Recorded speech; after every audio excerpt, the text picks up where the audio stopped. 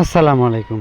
সুপ্রিয় দর্শক, সবাইকে অনেক অনেক শুভেচ্ছা জানাচ্ছি। আজ যথারীতি চলে যাচ্ছি আমাদের আরেকজন পরম আত্মীয়, নাম তার আব্দুল কুদ্দুস মোল্লা। তিনি খুবই অসুস্থ মানুষ, দীর্ঘদিন অসুস্থতায় ভুগছেন।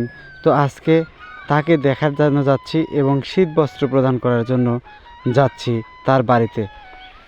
আসসালামু আলাইকুম। ওয়ালাইকুম আসসালাম ওয়া রাহমাতুল্লাহ। ভালো আছেন আপনি? আলহামদুলিল্লাহ। তো আপনারা এখন মানে হাঁটতে তো পারতেছেন? খুব কঠিন অবস্থা। কঠিন অবস্থা।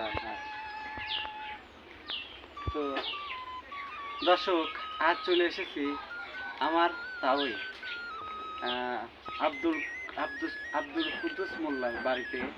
তিনি অসুস্থ মানুষ। আসলে বয়স আপনার কীরকম হতে পারে? 60-70 বছর বয়স। তিনি খুবই অসুস্থ মানুষ, হাঁটতে পারে না। তো উনি খুব কষ্টে, এই যে লাঠি দেখতে পাচ্ছেন, এই লাঠিতে খুব কষ্ট করে ভর দিয়ে তিনি চলাফেরা করেন। তো আজকে আমি তার বাড়িতে এসেছি। তার ঘর বাড়ি খুব একটা ভালো না, ভাঙাচুরো ঘর বাড়ি, খুব কষ্টে দিন পার করতেছেন।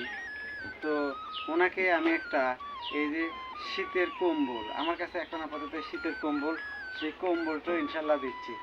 তো ওনার ঘর বাড়ি খুবই লাজুক অবস্থা, ভাঙাচুরা ঘর বাড়ি। দর্শক, কোনো সহৃদয়বান ব্যক্তি যদি থেকে থাকেন, আমার এই তাওই, এই নিয়ে অসুস্থ মানুষ খুব কষ্টে দিন পার করতেছে।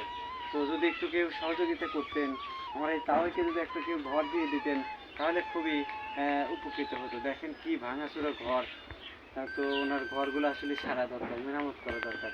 তো একটু যদি সহযোগিতা করতেন খুবই উপকৃত হতো।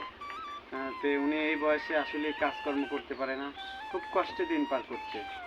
তা আমাদের দেশে তো এমনও মানুষ আছেন, আপনারা চাইলে তাকে একটু সহযোগিতা করতে পারেন।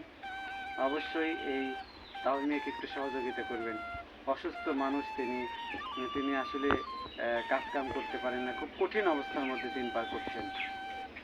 ঠিক আছে দর্শক, দেখতে পাচ্ছেন ভাঙাচোরা একটি ঘরের ভিতর তিনি বসবাস করেন। তার এই পাশে আর একটু ঘর আছে, কিন্তু সেটিও ভাঙাচোরা। কোনো রকম সে দিন পার করছে অনেক কষ্টে। তো আপনারা তাকে একটু সহযোগিতা করলে খুবই ভালো হয়। ধন্যবাদ।